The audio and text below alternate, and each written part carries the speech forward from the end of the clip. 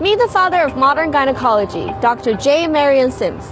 He's been dubbed the savior of women and the architect of the vagina for developing revolutionary gynecological procedures and tools like the dreaded speculum.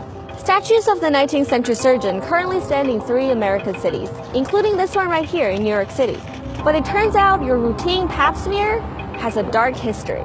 Dr. Sims conducted much of his research on slaves, like Anarcha, a teenager who was one of many voiceless, faceless black women who suffered through his experiments without anesthesia or informed consent.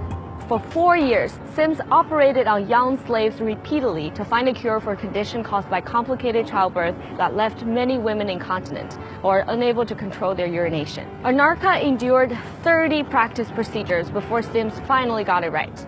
According to historian and medical ethicist Harriet Washington, Sims knew the operation was extremely painful, but wrote that using anesthesia was not worth the trouble or risk.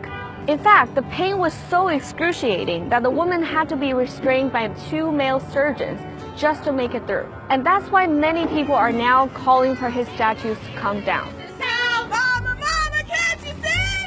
But Dr. Sims isn't the only physician to use black people as unwitting test subjects. It's only one chapter in a long history of racist medical abuse. In the infamous Tuskegee experiment, federal researchers observed 399 black men with syphilis from 1932 to 1972.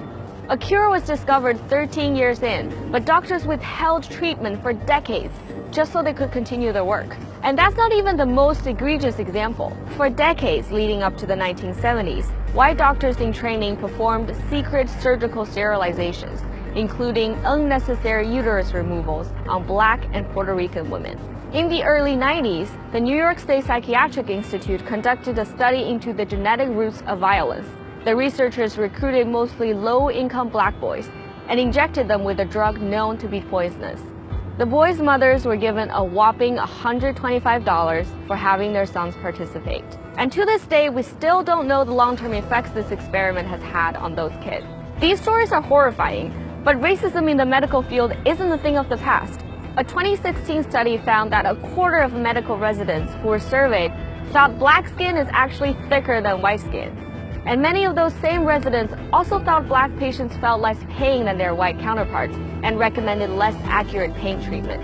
So it's not surprising that studies have found that black patients tend to trust doctors less. And all of this has real consequences on people's health. In East Harlem, where Dr. Sims' statue stands, 80% of the residents are black or Hispanic. And the average life expectancy here is almost 10 years lower than that of majority white neighborhoods in Manhattan. So maybe it's time we stop celebrating this racist history and start recognizing the centuries of abuse people of color have endured in the name of science.